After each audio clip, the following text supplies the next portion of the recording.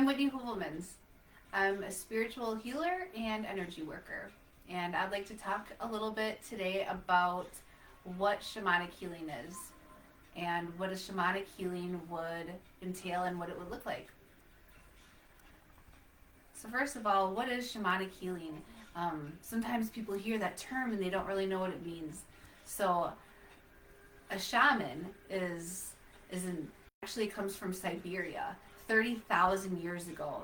So it's very old healing modality. And it means a person who knows or sees. A shaman or a medicine person can see between the different worlds. They can perceive of things that others may not be able to see. And they're used to help heal people. They see things not really positive or negative. They see things as disharmonious if they're not in harmony with one another or out of balance. So, who would benefit from these healings? I like to think of it as a ripple effect. So, when you are your best true self, then you are your best true self for your families and for your coworkers, for your community, and for the world. So when you are in balance and in harmony and happy and healthy, then it has a ripple effect on everything. So I think everybody can benefit from healing, from shamanic healing. Shamanic healing is different from just energy work or energy healing because it calls on spirit.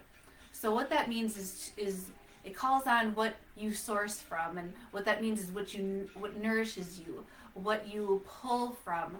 You know, this could be God or source energy.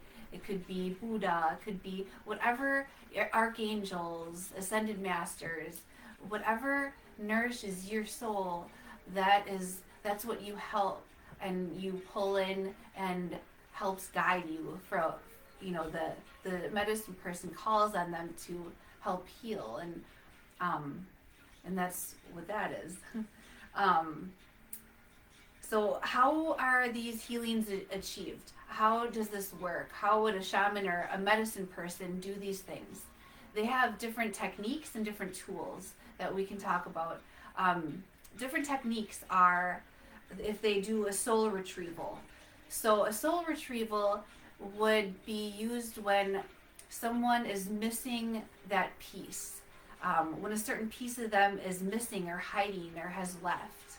This can happen due to trauma, abuse, death of a loved one, a soul that's crossed on, severe illness. So these are things that you lose a little part of your soul's essence, and the healer can help retrieve that and get that back.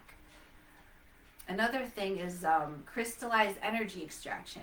So this happens when really heavy, dense energy has been stuck in your energetic field for a long time. And sometimes it's there so long we think it's a part of us, but it's not, and it's causing some of that imbalance or that disharmony within us. So the medicine person or the shaman can help release that and let that go and help cleanse your aura, your energy field, your even past lives. It can help clean all that out so you can be the best version of you. Another technique would be soul contract release.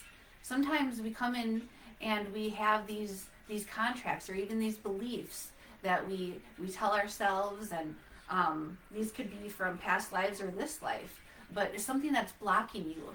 So we can go in and release those. Another thing would be cord cutting or web cutting. This is if you have an unhealthy attachment to someone, something, or a place. So it causes kind of a dependence, and these cords can be cut, and then that way you aren't leaking your energy, you aren't leaking your life force energy. Another technique would be ancestral and weaving. This can be for healing for generations, past family tree history that is not the best. So some of this could be addictions, shames, guilts. So you can go in and unweave that, so then your generations will be healed. Another one would be power animal uniting. So you can unite with a power animal, an animal where you can use its medicine, its knowledge to help you and guide you along on your path. Some of the tools that shamans or medicine people will use are a drum,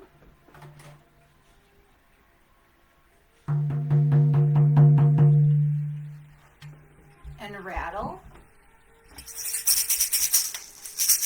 And they can use this to help release stuck energy, heavy energy. Sound is vibration. Vibration itself is very, very healing. Some more tools that they would use would be rocks and crystals. These have a lot of vibration within themselves too, and they can be used as a magnet to help float anything that's toxic or that's blocked. Sage and Palo Santo can be burned.